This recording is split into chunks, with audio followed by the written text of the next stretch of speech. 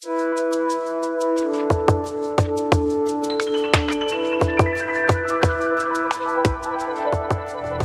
a todos, les habla Carlos Alfonso Willes Barrera, soy médico endocrinólogo de adultos, soy internista de la Universidad de Antioquia, endocrinólogo de la Universidad Militar Nueva Granada, trabajo como endocrinólogo de adultos en el Hospital Universitario San Vicente Fundación y soy docente de la Universidad de Antioquia, al igual que consultor médico científico para el laboratorio Dinámica. Los invito también a que nos sigan en Instagram, en el Profe Willis y Endocrino en un minuto. Hoy vamos a hablar acerca de hipotiroidismo, diagnóstico y tratamiento. Para esto vamos a comenzar por algo muy sencillo y es primero saber cómo funciona el eje tiroideo. Recuerden que desde el hipotálamo se manda la TRH a que en la hipófisis anterior se produzca la TSH y esta a su vez va a ir a la glándula tiroides para que se produzcan tanto la T4 como la T3. Estas van a generar una retroalimentación negativa, es decir, que si el valor de la T4 está muy baja, va a hacer entonces que se active la producción de este eje, o sea, que se aumente la TSH. Y lo contrario, si la T4 está muy alta, va a hacer que se frene la producción de la TSH. En términos generales, esto es bastante sencillo y así es como hacemos los diagnósticos de hipotiroidismo. En grande, podríamos decir que cuando el paciente tiene una enfermedad de la tiroides, en el hipotiroidismo hay un espectro, desde formas más pequeñitas, más leves, hasta formas muy claramente manifiestas.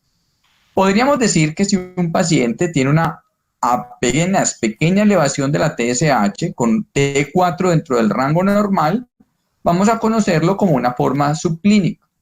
Pero si la TSH se comienza a elevar y especialmente más arriba de 10, vamos a ir diciendo que ya es una forma leve.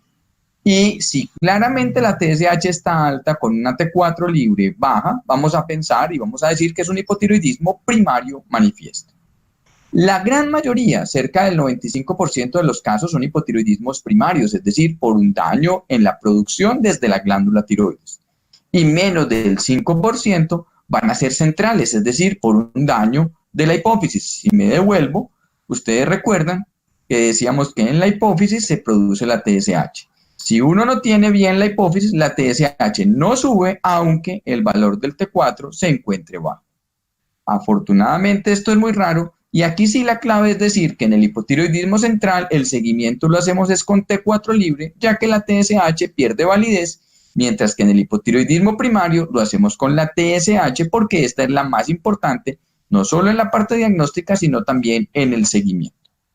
Aquí quisiera hacer una claridad y es que en la parte inicial, la primera prueba que escogemos para el paciente con disfunción tiroidea es la TSH.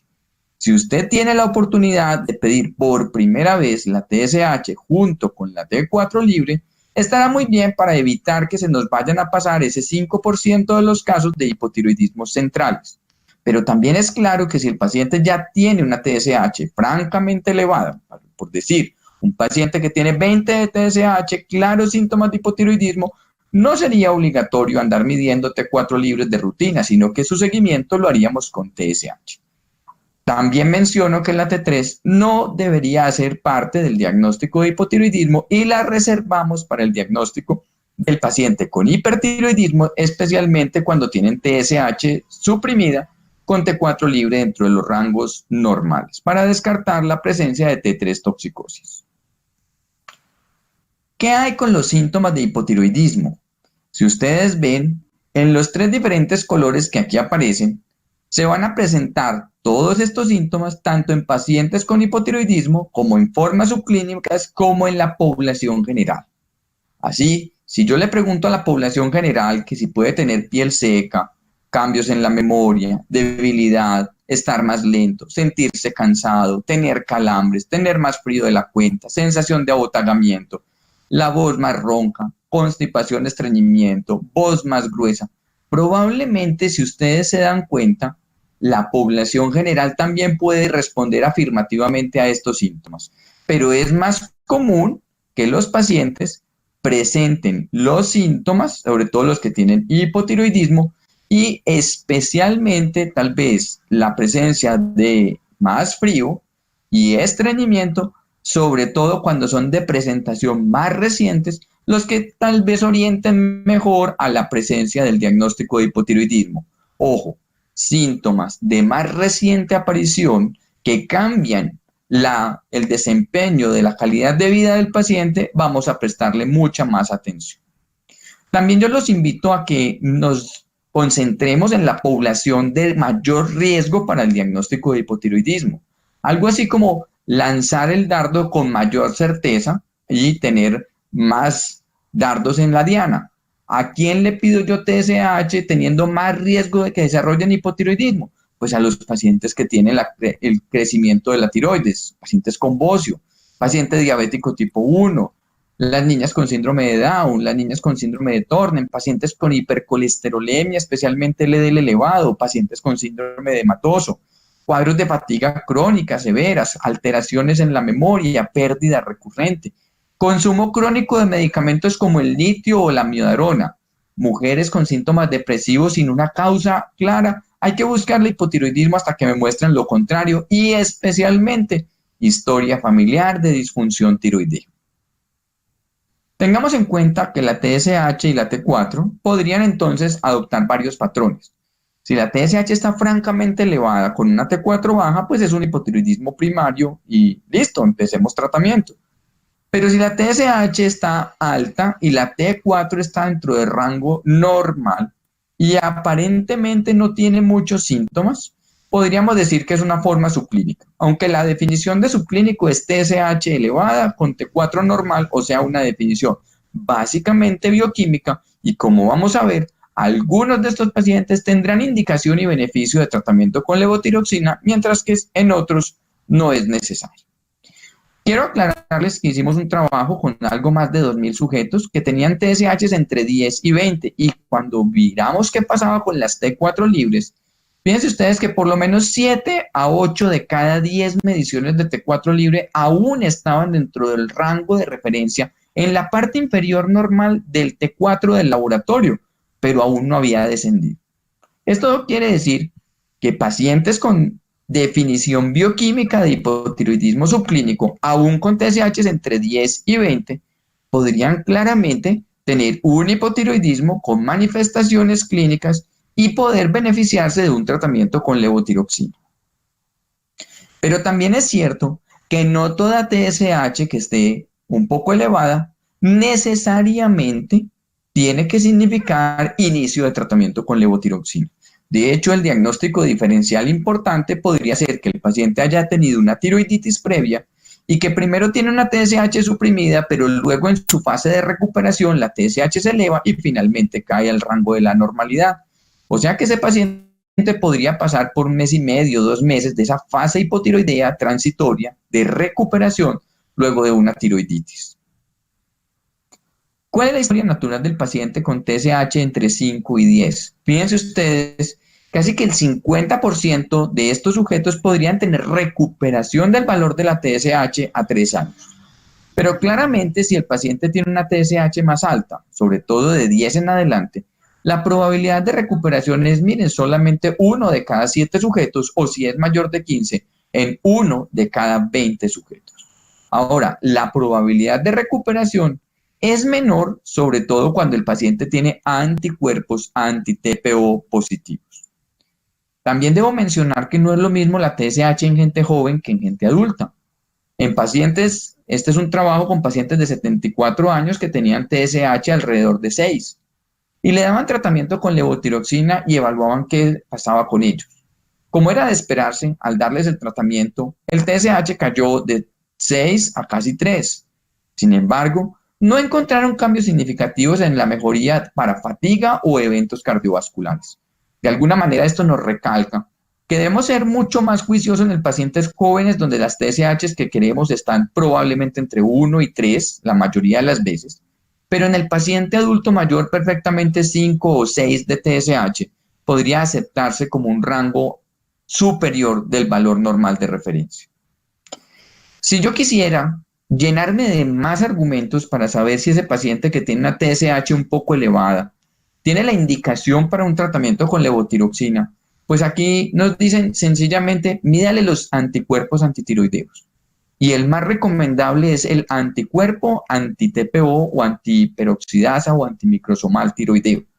Este anticuerpo es el más común, de hecho, no es exclusivo del hipotiroidismo, también se puede presentar en el hipertiroidismo por Graves o en la tiroiditis postparto, pero definitivamente estamos hablando que hay una probabilidad alta de más o menos 85-90% que los pacientes con hipotiroidismo primario autoinmune cursen con este tipo de anti-TPO positivo.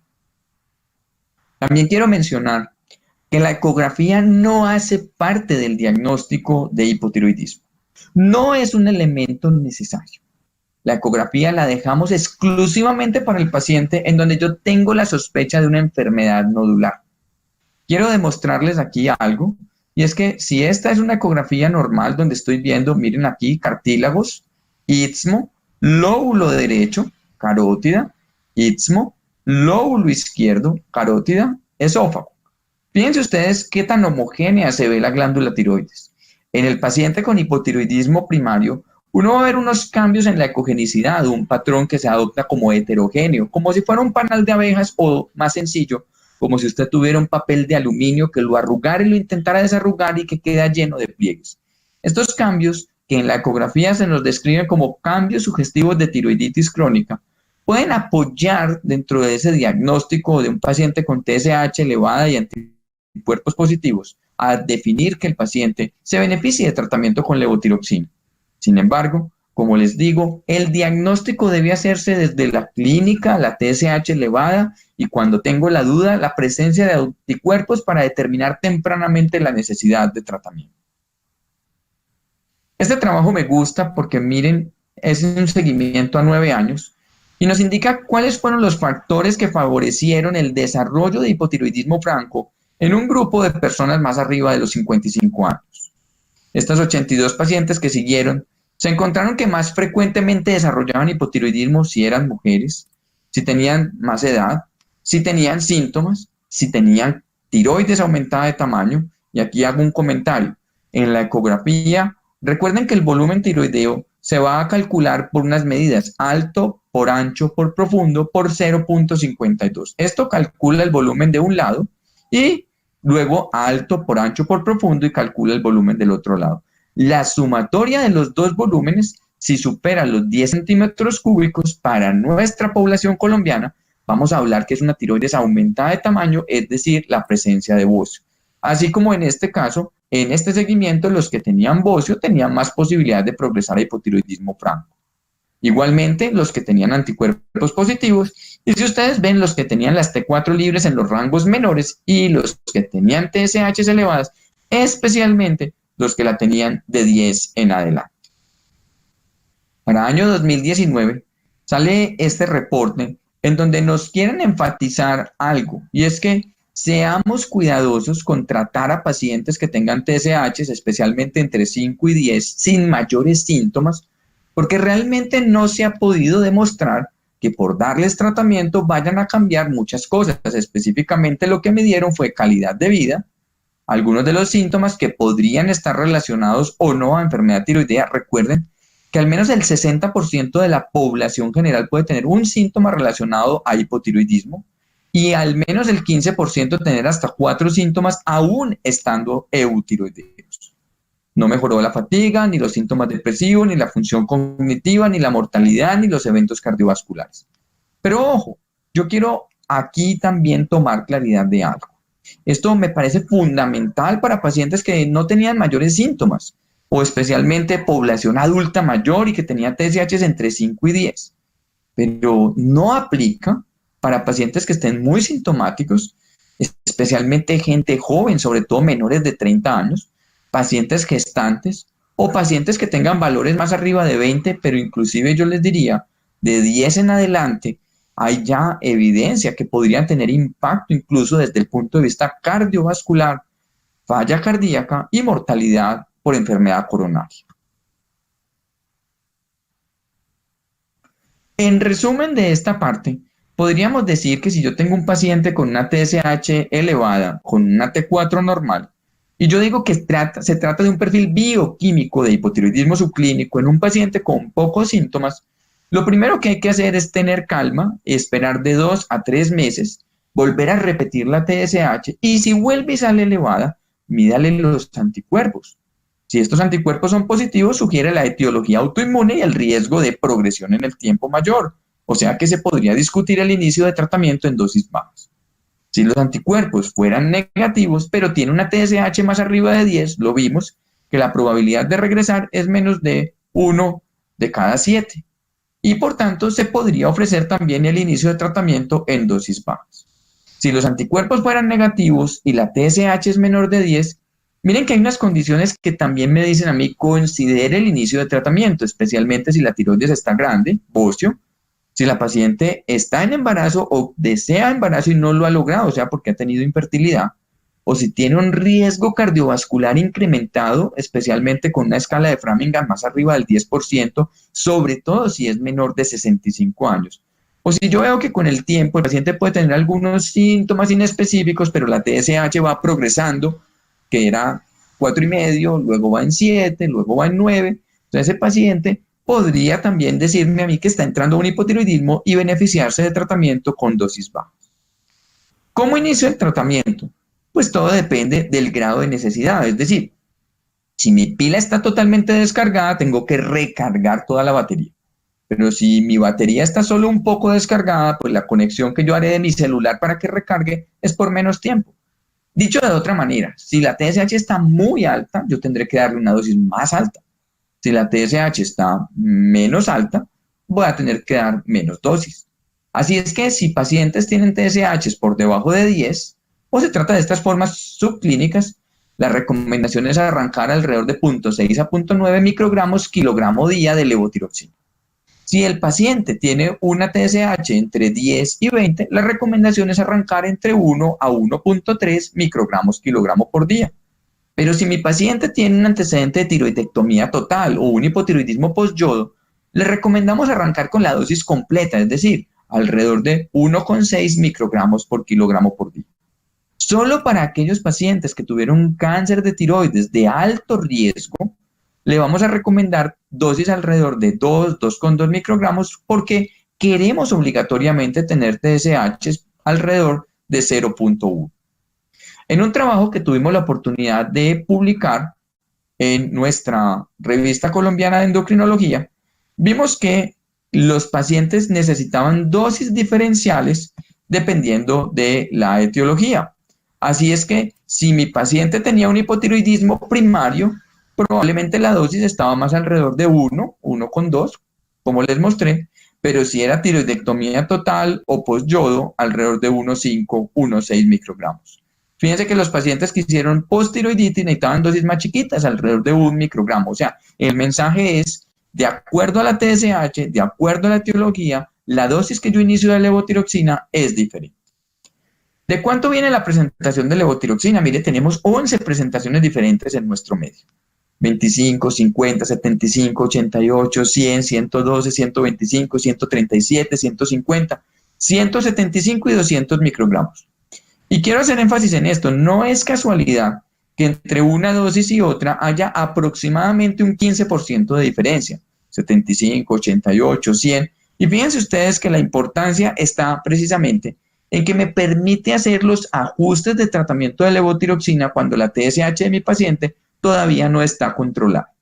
Así es que si yo empiezo el tratamiento y mi paciente viene al control más o menos a las 8 semanas y yo le hago la TSH y esa TSH persiste elevada, la sugerencia es que usted le suba aproximadamente el 15 a 20% de la dosis que está tomando. O sea, que si mi paciente venía tomando 75, lo pueda subir a 88 microgramos todos los días. O si tomaba 88, lo suba a 100 microgramos todos los días. Esto también aplica para la dosis semanal, pero quien toma una dosis diaria igual, pues es exactamente hacerlo con la tableta del diario. O sea que realmente yo lo puedo hacer o dosis semanal o dosis día, siempre y cuando sepa que voy a hacer pequeños ajustes entre un 15 al 20%. Para que la pastilla se asimile mejor, se recomienda tomar siempre en ayunas, con agua, 1 hora entre la pastilla y el desayuno, para que de esta forma evitemos tener problemas con la absorción. Ese tiempo es fundamental, al igual que hacer que la pastilla vaya separada de otras tabletas, especialmente las tabletas de calcio. el sucralfate, la colestiramina, el sulfato ferroso.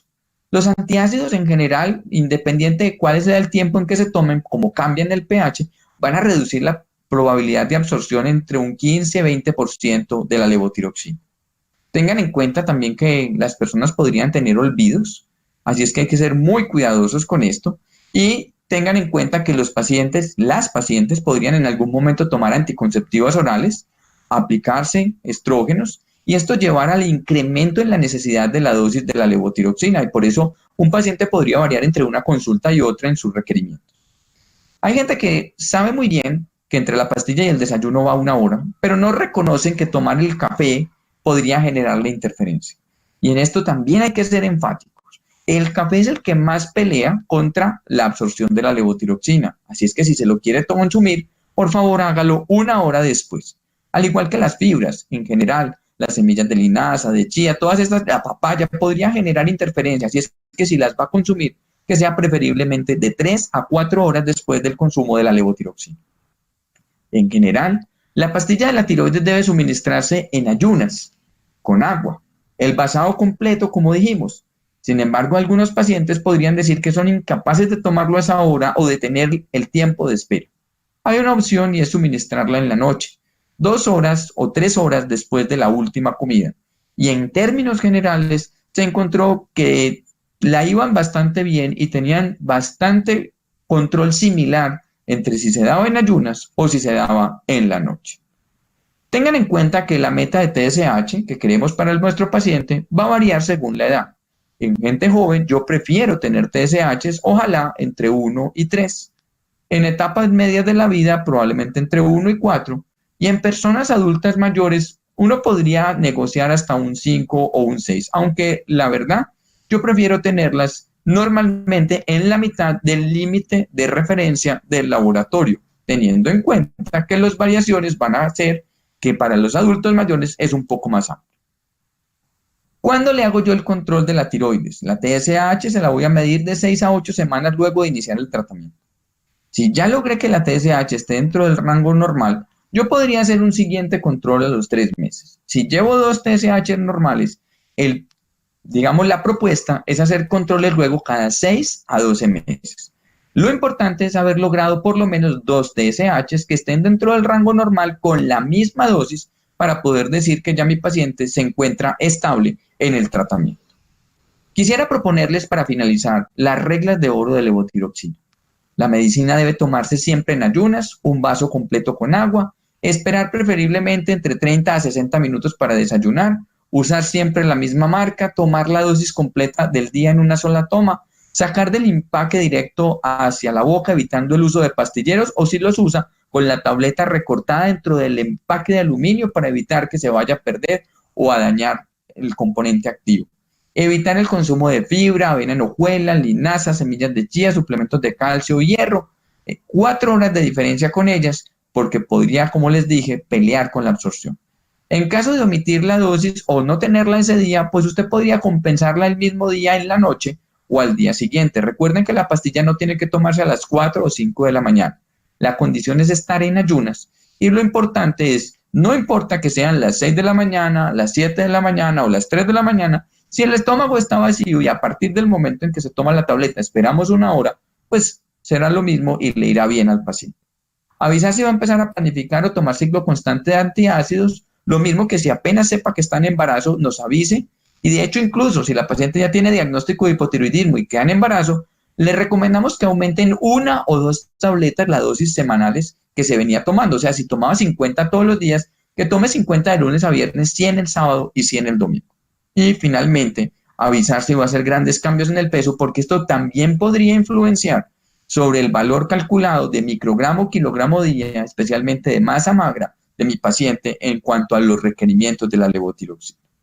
Espero que con eso ustedes tengan un panorama global de cómo hacer el enfoque desde el punto de vista diagnóstico, poblaciones de riesgo, síntomas, presencia de TSH elevada, si está francamente elevada, hipotiroidismo primario, si está elevada con T4 libre normal, bioquímico, teniendo en cuenta que hay un grupo de pacientes que pueden necesitar tratamiento, formas subclínicas donde un grupo de pacientes se benefician de tratamiento cómo hacer el cálculo de la dosis y finalmente cómo hacer los ajustes del tratamiento, dando las mejores garantías para que nuestros pacientes se tomen correctamente el medicamento.